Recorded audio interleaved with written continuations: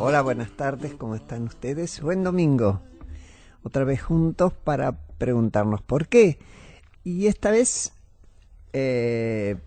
antes de que Pablo nos pase su pequeño aviso de cómo comunicarse, y saludando la presencia, como siempre, de Claudio Acevedo con las máquinas, yo voy a hacer una pequeña introducción.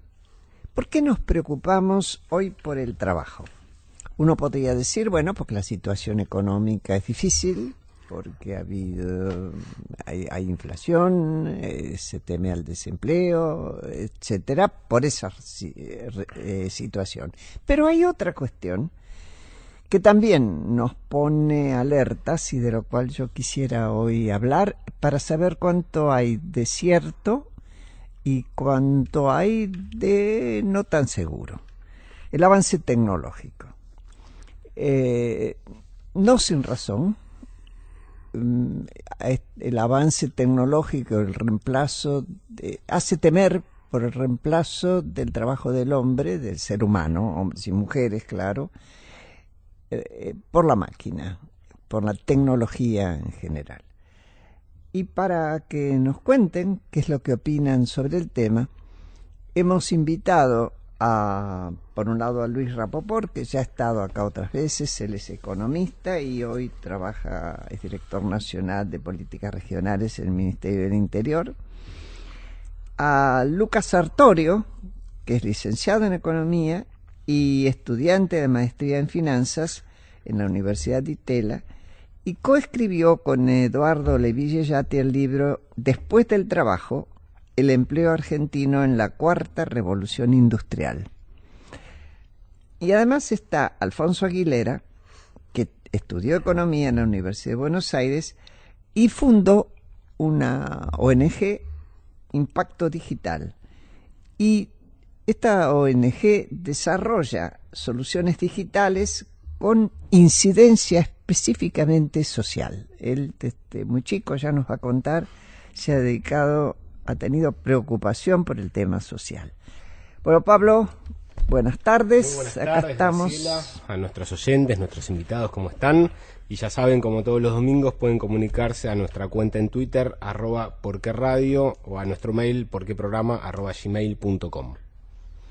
Muy bien, Luca, vos coescribiste el libro con Eduardo Levy-Yeyati. ¿Qué es lo que ustedes presagian? ¿Qué es lo que sabemos sobre el tema del impacto de la tecnología en el trabajo? Sabemos ciertamente, tememos, con razones o sin ellas, en fin, contanos lo que ustedes pudieron ver. Bueno, te diría que los últimos 10 años, 15 años se desarrolló como una literatura académica muy fuerte, un cuerpo de evidencia empírica bastante contundente que nos empezó a delinear algunos patrones de la relación entre tecnología y empleo que no siempre van de la mano de los temores más tradicionales, de esta desaparición o redundancia del trabajo humano, una especie de desempleo generalizado que no hace falta ir a recurrir a las estadísticas para ver que por lo menos en el presente no se está dando. La pregunta es cómo eso evolucionaría en el futuro. Lo cierto es que cuando uno analiza cuál fue la relación entre los saltos de productividad o el desarrollo tecnológico y los niveles de empleo, uno encuentra una relación positiva entre la introducción de tecnología y la creación de empleo. En general se destruyen menos ocupaciones de las que se generan.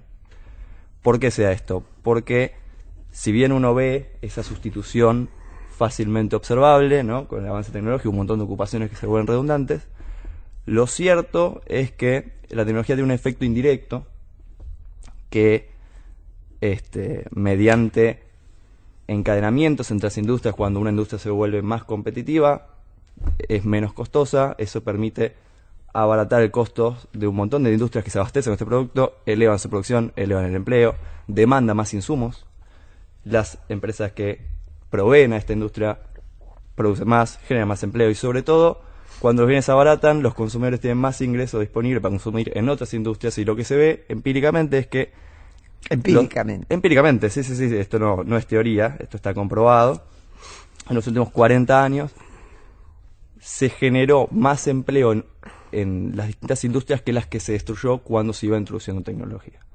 Esto no deja al fenómeno exento de problemas. Hay problemas muy graves a nivel distributivo. Bueno, ahora, después vamos a ver Perfecto. eso y a ver si coinciden en la idea por su propia experiencia. Vos, Alfonso, ¿cómo lo ves? Y Luis después. Bueno, primero, muchas gracias por la invitación. Es un gusto. La verdad que hay un panel con Luis y Lucas, son dos grandes economistas. Yo ahí sí voy a hacer una pequeña aclaración. Yo no terminé economía y voy a contar un poco más de mi perfil para que sepan desde dónde estoy hablando. Sí. Nosotros en Impacto Digital nos especializamos en procesos de innovación. Siendo muy simplificados, lo que hacemos es juntamos especialistas de distintas aristas, de distintas disciplinas, intersectoriales. Trabajamos con el Estado, con ONGs, con universidades, con empresas, para desarrollar soluciones a problemáticas concretas. Estamos trabajando muy fuerte con el futuro del trabajo. Hoy lo que hacemos es agarramos dentro de lo que es el futuro del trabajo problemas concretos y desarrollamos soluciones a esos problemas concretos. A ver, cuando vos decís, Alfonso, trabajamos, Sí. etcétera, ¿es un grupo de cuánta gente que está trabajando en Es eso? una pregunta muy buena y que a veces, aunque parece simple, nos cuesta responder. Si te digo, en el equipo de Impacto Digital, Sí. tenemos un equipo fijo de 7 personas, más Ajá. o menos. Trabajamos aproximadamente con 20 voluntarios por año, de los cuales quedan seleccionados de una postulación que se presentan entre 300 y 500 personas, por lo que es un voluntariado muy profesional. Y ahora estamos conformando un board, de la cual Luca lo invitamos a ser parte, de 10 personas, más o menos 12 personas, que se destacan en distintas disciplinas para que nos asesoren. ¿Por qué hago esta aclaración? Ahora igual si querés Sí, charlamos sí, un sí, poco sí, y te dale, cuento dale. proyectos específicos que estamos trabajando. Es porque a mí no voy a estar hablando en términos de que por ahí sí más Luca y no sé si Luis, en términos de números macroeconómicos y tendencias agregadas. Digo, todo lo que yo sé de eso, o la mayoría de lo que sé, lo sé de Luca, porque también fue profesor mío en un par de clases que hice este año. Yo sí sé mucho más, o me siento mucho más cómodo hablando de cómo se están transformando las organizaciones. Digo, cómo se desarrollan hoy las nuevas tecnologías y cómo cambia la cultura organizacional. Ahí sí vemos un cambio grande, digo, en lo que son las estructuras, en cómo se diseña y se implementa un proyecto, en cómo se planifica un proyecto, donde vemos estructuras mucho más horizontales, donde vemos liderazgos más rotativos, donde ya la planificación no es una planificación lineal, donde vos decís, bueno, quiero hacer este desarrollo y haces el clásico Gantt o la planificación en cascada, sino que hay una tendencia muy grande en trabajar en algo que se llama iterativamente incremental, que no asuste la palabra porque es muy simple el concepto. Básicamente se van haciendo pequeños prototipos. Resume muy bien la frase equivocate rápido y barato. Digo, cuando innovas sabes que te vas a equivocar, básicamente anda probando, existen ciertos mecanismos para hacerlo con cierto orden, y anda aprendiendo del error. Esto es lo que hoy usan casi todas las empresas de tecnología, me animo a decir, de alguna manera, y hoy está llegando muy fuerte a lo que es el Estado, ONGs, otras industrias, para entender otro tipo de soluciones a otras problemáticas. Luis, ¿qué opinás vos de estos jóvenes? De estos jóvenes, está bien. Estos jóvenes y su trabajo. Lo ¿no? veo No de bien, ellos. lo veo bien.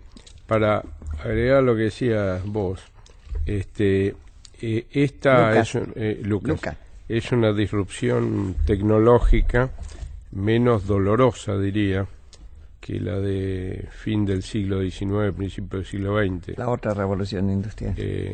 Al extremo que, qué sé yo, si vos lees los relatos y la novela de aquella época, ni que hablar las cifras, digamos, cuando empieza el proceso de tecnificación agrícola y la revolución industrial en marcha, se quemó una generación entera que vino de Europa a América, tanto Estados Unidos como América del Sur, Argentina. Digo, se quemó, es un poco duro, Sí. pero uno mira, qué sé yo, historias de Irlanda, por ejemplo, de la gente que se quedó en Irlanda, y vos te encontrás con un panorama Sí, sí. duro. No, la propia Noruega y Suecia no eran ricas. No, Noruega y Suecia, bueno, cualquier país que hizo esa transición de la revolución agraria. Sí. La gente vivía principalmente en el campo y de golpe por la sol le viene encima bueno, en Estados Unidos, qué sé yo, Viñas de Ira y ese Sí, tipo de literatura todo lo Steinbeck, muestra. sí. Ahora, hablando de hoy día, digamos, digamos, hay 5 formas, y nada más que 5, de vincularse con el mercado de trabajo. Y están en todos los países del mundo esas 5 formas. El problema es qué porcentaje. Y esas 5 formas son, en primer lugar, la sociedad del conocimiento. Aquella gente que está viviendo en el mundo de la sociedad del conocimiento. Se entrecruzan, no es tan categórica la cosa. En segundo lugar, digamos, la gente que vive de los recursos naturales. O sea, la gente que vive de vaca muerta, por ejemplo. Lo que no significa que en vaca muerta no metan la última tecnología, pero claro. el centro está en el petróleo. En la producción del petróleo y el gas. O el gas, o la minería, o en alguna medida, esto hay que discutirlo un poco también, el sector agropecuario. En tercer lugar, la gente que vive con salarios muy baratos, porque todavía hay segmentos de actividad que es conveniente, digamos, y se sostienen con salarios realmente muy baratos. La economía de muchos países, parte de la India, Bangladesh, etcétera, viven de esa realidad. Que todavía no compensa, digamos, automatizar esos trabajos, pues son tan baratas la mano de obra que viven de eso. En cuarto lugar, los que venden servicios a estos 3. O sea, la maestra que le da servicios a la persona de Bangladesh, el que trae la pizza al minero cuando baja de la mina y está 2 semanas en la ciudad, o el peluquero de Bill Gates, por decir. Ahora, el problema que se presenta es que con el quinto, y el quinto son los excluidos. Entonces, la gran pregunta de los países, pero sobre todo las regiones, es cuál es la composición de esos 5. El equilibrio entre un número y Porque otro. si yo tengo una sociedad que vive en la sociedad del conocimiento, es obvio que los peluqueros de los Bill Gates ganan mucha plata. Sí, de los Bill Gates, sí. Y además pueden, digamos, llenar el lugar de los excluidos, o sea, no hay excluidos. Y los distintos países y sobre todo las distintas regiones le han dado distintas soluciones a este problema o intentos de solución, pero hay una cosa que está clarísima, y es que primero políticas productivas y primero formación, educación, como para lo más posible de la sociedad estar en el primer segmento, claro, la mayor cantidad.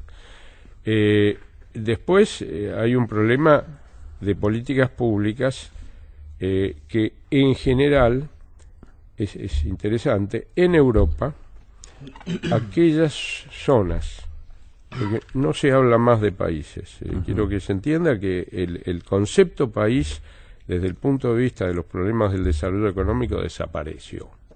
Si yo me voy a Lorena, donde todavía se vive la crisis de la industria siderúrgica francesa y todavía no se sale de esa crisis, o en buena parte de las regiones de Inglaterra, estamos mal. Y te vas a Île-de-France en Francia, o te vas en la zona de Londres y estamos bien, más cerca de... Entonces, esa diferencia de región en un mismo país sigue existiendo. Sí, es interesante porque hay, digamos, regiones en donde el avance de la sociedad del conocimiento también genera una polarización de ingresos, claro, sobre todo en Estados Unidos. Mientras que en Europa, y en buena parte de Europa, de las regiones europeas, el avance de la sociedad de conocimiento reduce la inequidad social. Entonces ahí reduce el gap, reduce sí, en muchas regiones de Europa es al revés. ¿Eso es porque pervivió el estado de bienestar? Eso porque no tiene centralmente que ver con el estado de bienestar, tiene centralmente que ver con la naturaleza de las políticas regionales europeas respecto a las norteamericanas. Y respecto a la educación, por ejemplo. La educación juega un rol central y en general es bastante más equitativa la formación, pero eso es equitativa en Ile-de-France y en Lorena también. Sí, lo que entonces pasa. ahí te juegan una cantidad de cosas, pero es un poquito largo. No, está bien. Pero vamos a seguir con los chicos. Graciela, permitime esto. ¿Cuáles son los sectores que están a nivel mundial sufriendo el mayor impacto con la incorporación de las tecnologías? ¿A quién le preguntas? Al quien quiera. Bueno, en general, Al Luca. las ocupaciones que son más sensibles al cambio tecnológico son particularmente intensivas en lo que se llama tareas rutinarias. Una tarea rutinaria es una tarea que yo puedo entender, como puedo entender la puedo escribir, como la puedo escribir la puedo codificar, y como la puedo codificar la puedo realizar equipamiento computarizado o robótico. Lo cierto es que esas ocupaciones en general son ocupaciones de segmentos de ingreso relativamente medio, tanto industriales, en segmentos de manufacturas, ensamblaje, como administrativas, de oficina, también más urbanas, si se quiere. Lo cierto es que no exista automatización en las dos otras brechas, ¿no?, de la distribución, pero particularmente lo que se observa, sobre todo en países desarrollados donde la penetración de estos fenómenos fue más fuerte, es una caída de la participación de esas ocupaciones de ingreso medio y una polarización de los ingresos, como comentaba. Como contaba Luis. Lo cierto es que esto, como decía antes, ¿no?, si bien el empleo está relativamente estable, dentro del agregado hay una convulsión muy fuerte y una inequidad creciente. Entonces, las ocupaciones más sensibles, en particular, estuvieron ahí, y eso generó que todos los desplazados de segmentos medios fueron a competir fundamentalmente más abajo, ¿no?, a los segmentos de bajos ingresos, porque en general, como también comentaba Luis, ¿no?, la reconversión es difícil. Claro. Y pasar a saltos de ocupaciones de altos ingresos es muy complicada. Es mucho más fácil saltar abajo que saltar arriba. Caer, digamos. Totalmente. Entonces, si bien las ocupaciones de baja calificación, muy intensivas en servicios de baja calificación, no estuvieron particularmente sensibles, sí fueron víctimas de este proceso. Alfonso, sí. No, Dale. hacer una aclaración para para que la gente lo pueda visualizar mejor en sus casas. Cuando nosotros hablamos de automatización, no hablamos solo de el robot que hace el trabajo que antes hacía una persona. Hoy lo que estamos hablando es que hoy se está sustituyendo el conocimiento. Ahí sí es donde hablamos de inteligencia artificial, donde ya es un software que de alguna manera reemplaza tu trabajo intelectual. Un ejemplo muy gráfico que puedo dar es, no sé, el Google Translator. Cada vez se está desarrollando más y en donde es donde el ejemplo más común, para pero traducir. Sí, para traducir exactamente, donde es un sistema que vos escribís y hoy YouTube ya te traduce simultáneamente con algunos errores, pero lo que tiene esta tecnología es que aprende solo. Dentro de lo que es inteligencia artificial, la más común o la que más se habla es Machine Learning, pero hay otras. Básicamente son algoritmos que aprenden solos, entonces se entrenan. Entonces cuando vemos autos autónomos, para dar otro ejemplo para entender la diferencia de lo que era antes y ahora. Antes había una supercomputadora que aprendía, a jugar al ajedrez. Entonces vos programabas y decías, ante esta situación vos tenés todas estas opciones. Y la computadora analizaba todas las opciones y elegía la más eficiente. Entonces, cuanta más capacidad tenía una computadora, más inteligente era, ¿no? ¿Qué pasa ahora? Hoy no se programa todas las opciones que tiene de juego. Lo que se hace es, se la pone, y literalmente pasa esto, a entrenar y a simular juegos infinitas veces hasta que aprende sola y va mejorando. Entonces, no tiene que aprender todas las opciones, que son Muchas. No infinitas, pero muchísimas. Entonces por eso hoy tenemos computadoras que están ganando en juegos con más complejidad, como el Go, que fue hace poco, o autos autónomos que se van mejorando solos. Cuanta más gente lo usa, mejor es el algoritmo. Entonces yo creo que esa es una disrupción grande que estamos viendo ahora, que ya no es un brazo que es como lo más fácil de visualizar que hace una persona, sino es un sistema que te está reemplazando el conocimiento ya. ¿Y vos lo sentís peligroso o desafiante? Peligroso es una palabra, digo, yo tiendo a ser optimista. Yo tiendo a pensar que una sociedad que produce más barato y que tiene tecnología debería ser mejor para todos. A mí lo que me gusta hablar es que, digo, muchas veces cuando se habla del futuro del trabajo y más en términos de tecnología, es como, se habla muchas veces de lo que va a pasar, como un camino único donde las tecnologías van a generar esto y la sociedad va a ser así. La realidad es que es mucho más nuestra decisión que lo que pasa con las tecnologías, digo, cómo decidimos distribuir ese ingreso, cómo decidimos distribuir el trabajo, digo, esas son todas decisiones nuestras. Como vamos Estás a hablando responder. de decisiones políticas. Entonces, decisiones políticas completamente que nos tocan a todos. Claro. Digo, por eso parte de Impacto Digital, parte de nuestro eje de trabajo es bajar esta discusión que se está haciendo en el World Economic Forum, en el G20, en el G7, en todos estos foros internacionales, bajarlo a la sociedad. Digo, y que sepan que ellos también tienen una voz y un voto en lo que se está discutiendo, y es importante, como desde nuestro punto de vista, fomentar la participación ciudadana. Por eso nuestro rol no es el de investigar y generar conocimiento.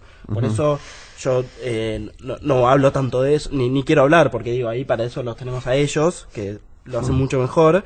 Nosotros tratamos de bajar ese conocimiento a la gente y ahí generamos experiencias con miles de personas, como tratamos de movilizar desde ese lugar, más allá de lo que es generar soluciones a problemas concretos. Bueno, ahora vamos a ir a una tanda, pero te voy a preguntar algún ejemplo concreto, Dale. Alfonso, enseguida.